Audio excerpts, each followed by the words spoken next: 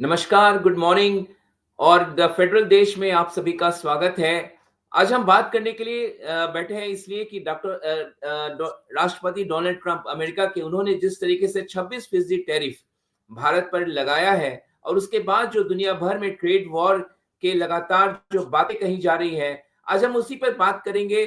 Federation of Indian export organization के DG और CEO doctor Ajay Sahai से उनसे समझेंगे कि वो किस तरीके से देख रहे हैं, जिस तरीके से भारत पूरे दुनिया में व्यापार को लेकर जो बदलती तस्वीर नजर आ रही है, उनसे जानेंगे और वो समझेंगे कि यहाँ से भारत आगे क्या कर सकता है। तो सर, सबसे पहले आपका स्वागत है द फेडरल देश में और आपसे थैंक यू। जानेंगे सर, कल परसों तो ऐलान किया डोनाल्ड ट्रंप ने 26% टैरिफ का।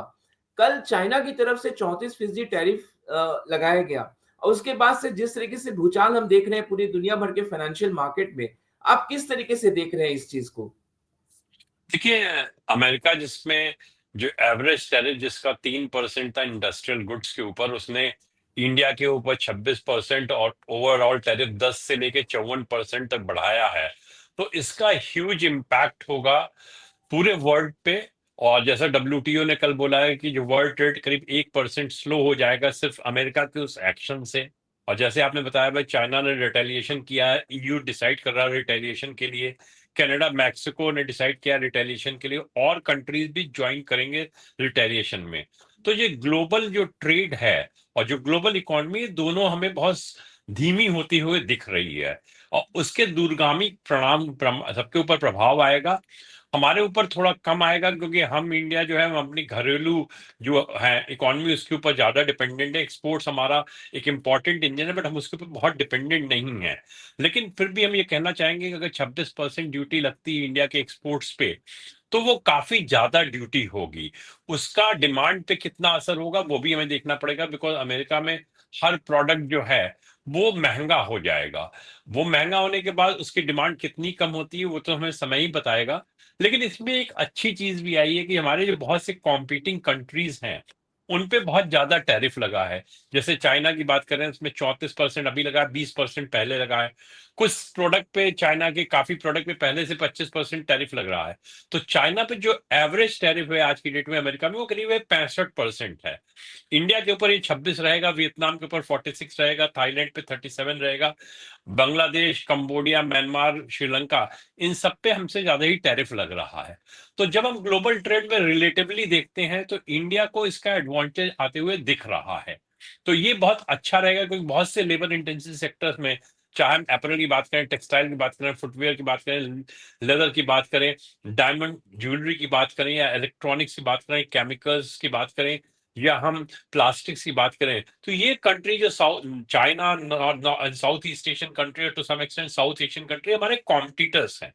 तो जब ड्यूटी ज्यादा हो जाएगी तो कुछ जो एक्सपोर्ट्स है उनका वो इंडिया की तरह डाइवर्ट होगा। तो ये एक पॉजिटिव पार्ट रहेगा।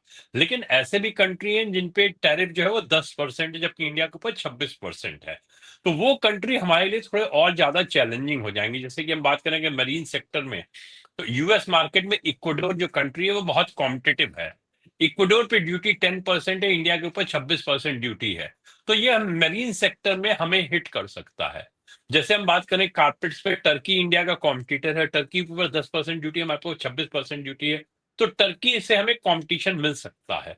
तो ओवरऑल इंडिया के लिए जो टैरिफ वॉर है उसके पॉजिटिव इंपैक्ट आएंगे, कुछ सेक्टर में नेगेटिव रहेंगे। लेकिन ओवरऑल ग्लोबल इकोनॉमी और ग्लोबल ट्रेड के लिए बहुत चैलेंजिंग टाइम आ रहा है। फ्लाइट ऑफ कैपिटल भी होगी, जैसे आपने बताया। देखिए स्टॉक मार्केट देखिए, कल अमेरिका में करके 6% डाउन हुआ है। बाकी जगह भी स्टॉक मार्केट डाउन हो रहा है, करेंसी में बहुत ज्यादा मूवमेंट हो रहा है। तो एक बहुत अनसर्टेनिटी बढ़ गई है और शायद आने वाले दिनों में और भी बढ़ेगी। तो उस परिप्रेक्ष्य से हम जब देखते हैं तो हमारी ग्लोबल ट्रेड इकोनॉमी के लिए अच्छा नहीं है। लेकिन एट द सेम टाइम अगर हम टैरिफ वॉर के देखते हैं तो इंडिया को इसमें जरूर पॉजिटिव गेन नजर आ रहा है। सर, मेरा इसी से अगला सवाल है। आपने काफी चीजों को स्पष्ट किया। जब वाणिज्य मंत्रालय का कॉमर्स मिनिस्ट्री का स्टेटमेंट आया, तो उनके स्टेटमेंट में कहा कि हम इसका इवैल्यूएशन कर रहे हैं इस पूरे टैरिफ का। साथ ही साथ उसमें एक लाइन ये भी जोड़ा गया था कि हम देख रहे हैं कि क्या इससे हमारे लिए अवसर तो नहीं है, क्या हम अवसर की भी तलाश कर रहे हैं। तो क्या ये भारत के लिए एक अवसर हो सकता है कि अपने एक्सपोर्ट्स को बढ़ा सके। हालांकि ये भी आप कह रहे हैं कि यूएस में एक्सपोर्ट्स अगर जो भारतीय कंपनियां करेंगी, अगर डिमांड वहां कम होगा तो यहाँ की भी कंपनियां इससे हिट होंगी। नहीं, बिल्कुल। देखिए, जो डिमांड कम होगी उसका इम्पैक्ट सब कंट्री पे पड़ेगा, वो इंडिया के ऊपर नहीं पड़ेगा। लेकिन जो अपॉर्चुनिटी क्रिएट हो रही है, देखिए जैसे ग्लोबल कंपनीज हैं, अगर कोई बड़ा ब्रांड है वो सब जगह से प्रोक्योर कर रहा है, चाइना से कर रहा है, इंडिया से कर रहा है, वियतनाम से कर रहा है, तो जब चाइना और वियतनाम पे इतनी ड्यूटी लग गई तो वहां का प्रोक्योरमेंट वायबल नहीं होगा, वो प्रोक्योरमेंट इंडिया की तरफ आएगा। इसीलिए जो बड़ी लार्ज कंपनीज है उन्होंने एज ऑफ नाउ जितने ऑर्डर प्लेस किए तो उनको होल्ड पे रख दिया है, बिकॉज वो इवेल्युएशन कर रहे हैं किस सोर्स से अगर वो इंपोर्ट करें तो उनको सबसे ज्यादा कॉम्पिटिटिव होगा। तो उस तरह का बिजनेस जो है इंडिया में आने के ज्यादा चांस हैं। और जब अगर ये टैरिफ, इंडिया का एक और बड़ा एडवांटेज है कि हम यूएस के साथ बायलैटरल ट्रेड एग्रीमेंट ऑलरेडी हमने शुरू कर दिया है। हमारे प्राइम मिनिस्टर जब गए थे पिछली विजिट में यूएस प्रेसिडेंट के साथ, तो दोनों ने डिसाइड किया था कि हम मिशन 500 की तरफ बढ़ रहे हैं। हम इंडिया और यूएस का जो बायलैटरल ट्रेड है 200 बिलियन से वो 500 बिलियन तक ले जाएंगे। और जो बायलैटरल 2030 ट्रेड तक से। एग्रीमेंट है 2030 तक, वो बायलैटरल ट्रेड एग्रीमेंट में हम उसको इस बार सितंबर अक्टूबर तक कंक्लूड करेंगे। तो जिन सेक्टर में हम ज्यादा कॉम्पिटिटिव नहीं हो रहे, जैसे मैंने अभी एग्जांपल दिया था कि इक्वाडोर का या या टर्की का, या अगर आप ज्वेलरी में बात करें, गोल्ड ज्वेलरी में यूएई पे 10% ड्यूटी, वो कॉम्पिटिटिव होगा। तो एक बार हमारा बीटीए हो जाएगा तो हम या तो 10% पे आएंगे या हम जीरो पे जाएंगे। अगर यूएस 10% नॉर्मल ड्यूटी बना लेता है, शायद हम 10% पे आए, तो इंडिया को एक बहुत फायदा होगा। क्योंकि कुछ सेक्टर में जहां हमारा वियतनाम चाइना से ज्यादा कॉम्पिटिटिवनेस अभी है, वो कॉम्पिटिटिवनेस और बढ़ जाएगी। जहां पे हम अभी कॉम्पिटिटिव नहीं है वहां हमें लेवल प्लेइंग फील्ड मिल जाएगी। सो ओवरऑल जब उस परिप्रेक्ष्य से मैं देखता हूं तो इंडिया के लिए पॉजिटिव है। लेकिन जब मैं बात करता हूं ग्लोबल ट्रेड की, ग्लोबल अनसर्टेनिटी की, फ्लाइट ऑफ कैपिटल की, करेंसीज की, तो वो उथल पुथल अभी मची रहेगी। शायद उसको थोड़ा स्टेबल होने में टाइम लगेगा। तो सर एक एक और चीज वो बातें सामने आ रही है कि चाइना ने तो रिटेलिएट कर दिया, पर क्या भारत, आप ज्यादा रोशनी इस बारे में डाल पाएंगे कि क्या भारत, अमेरिका, क्या जापान, कोरिया, भारत, इन सब के साथ इंडिविजुअल क्या डिस्कशन कर रहा है कि एक बीच का रास्ता निकाला जा सके, इन देशों के साथ उसका एक अच्छा रिलेशन रहे ट्रेड को लेकर? देखिए, इंडिया को रिटेलिएट करने की कोई जरूरत भी नहीं है। हमारे पास ड्यूटी 26% है, रिलेटिवली कम है as compare to other country. हमारे पास एक अपॉर्चुनिटी है, हम यूएस से कंस्ट्रक्टिवली इंगेज हुए हैं, हम बीटीए की तरफ आगे बढ़ रहे हैं। पिछले 10 दिन पहले यूएसटीआर की टीम इंडिया में आई थी, 3 दिन का निगोसिएशन हुआ था, वर्चुअल निगोसिएशन चल रहा है। तो शायद हम एक बहुत सकारात्मक रूप में इसमें बढ़ रहे हैं। तो अभी कोई ऐसी जरूरत नहीं है कि हमें कोई रिटेलिएशन करने की जरूरत है। अगर हम इस बात पे बढ़ रहे हैं और हम अपना एक बीटीए कर लेते हैं तो हमें बहुत ज्यादा एडवांटेज मिलेगा। जो रिटेलिएशन जो कंट्री कर रहे हैं वो एक तरह से निगेटिव फ्रेमवर्क में चल रहे हैं, बिकॉज बिजनेस शायद ना है। उसमें एक थ्योरी होगी कि you are hitting me, I will hit you. India उस तरह से बात नहीं कर रहा है, इंडिया बहुत कंस्ट्रक्टिवली बढ़ रहा है। और हमारा यूएस के साथ जियो पोलिटिकल स्ट्रेटेजिक रिलेशनशिप भी बहुत स्ट्रांग है। तो शायद हम उस परिप्रेक्ष्य में ट्रेड को भी देख रहे हैं और इसका इंडिया को बहुत ज्यादा गेन भी मिलेगा। सर एक सवाल और है मेरा, क्योंकि ये खबरें सामने आ रही हैं और आप क्योंकि फियो के डीजी सीईओ हैं, आपको ज्यादा जानकारी होगी। क्या एक्सपोर्ट्स होल्ड पे जा रहे हैं? ये कहा जा रहा है कि यूएस में जो खरीदार है हमारे प्रोडक्ट्स के, वो एक्सपोर्ट ऑर्गेनाइजेशन से, कंपनियों से ज्यादा डिस्काउंट मांग रहे हैं, ऐसी खबरें आ देखिए रही हैं। तो इसमें, क्या इसके बारे देखिए में? कई कई कई तरह के इसमें सिचुएशन होगा। आप ये भी ध्यान रखिए, जो यूएस में एवरेज टैरिफ 3% था, वो अब 22% और हेड होके 25% हो रहा है। तो एक बात कीजिए, जो गुड्स यूएस में आते थे, मान लीजिए उनकी गुड्स की वैल्यू $103 थी, ₹100 वैल्यू थी, $3 उन पे ड्यूटी लगती थी, अब वो ₹125 होगी। जो ₹103 का कस्टमर था वो ₹125 पे करेगा या नहीं करेगा, ये भी एक बड़ा क्वेश्चन है। तो जो ग्लोबल कंपनीज है वो भी अभी देख रही हैं कि क्या इसको हम एब्जॉर्ब कर सकते हैं, क्या सप्लायर एब्जॉर्ब कर सकता है, क्या कंज्यूमर एब्जॉर्ब कर सकता है। तो वो कैलकुलेशन है। दूसरी चीज ये भी ध्यान रखिए, जब इतनी टैरिफ बढ़ रही तो यूएस की कंपनीज हैं जिनको इंपोर्ट ड्यूटी अप फ्रंट पर पे करना पड़ेगी। पहले $3 करती थी, अब $25 करेंगी। तो उनके साथ भी लिक्विडिटी का चैलेंज आएगा, इतनी लिक्विडिटी नहीं होती है। तीसरी बात है, अगर वो इतना पैसा टैरिफ में लगाएंगी तो इंडियन सप्लायर को जो सप्लाई कर रहे हैं उनको पेमेंट भी डिले होगा। तो आप ठीक कह रहे हैं, इस समय ना खाली इंडिया से ग्लोबली ऑर्डर्स होल्ड पे हैं, बिकॉज जो यूएस इंपोर्टर्स हैं वो सिचुएशन एनालाइज कर रहे हैं। वो देख रहे हैं कि कौन सा सोर्स है जिससे सबसे ज्यादा कॉम्पिटिटिव है, जिससे हम सप्लाई दे सकें। दूसरा और इंपॉर्टेंट है, क्या कंज्यूमर हाई प्राइस पे कर पाएगा या नहीं। तो अभी में लगता है कि 2 से 3 हफ्ते ये ट्रेड थोड़ा स्लो होगा, लेकिन उसके बाद it should be business as usual, demand थोड़ी जरूर हिट हो सकती है। सर एक एक और सवाल है कि जब राष्ट्रपति डोनाल्ड ट्रंप पिछले वर्ष जब उन्होंने चुनाव जीता और 20 जनवरी को उन्होंने शपथ लिया, कहा जा रहा था कि अमेरिका में जो आर्थिक संकट है, शायद वो उसको बाहर निकाल ले जाएंगे। लेकिन उनके आने के बाद जो व्यापारिक उथल-पुथल पूरी दुनिया भर में जो उथल-पुथल देखने को मिल रहा, आपको क्या लगता है कि अमेरिका खुद अपने पैर में कुल्हाड़ी मार रहा? क्योंकि जनता में इसको लेकर असंतोष भी हो सकता है। फाइनेंशियल मार्केट जिस तरीके से इसको दर्शा रहा। बिल्कुल आप ठीक कह रहे हैं, बिकॉज अगर यूएस हर कंट्री के साथ इस तरह का टैरिफ लगा रहा है तो उस टैरिफ की प्राइस कंज्यूमर को पे करनी पड़ेगी।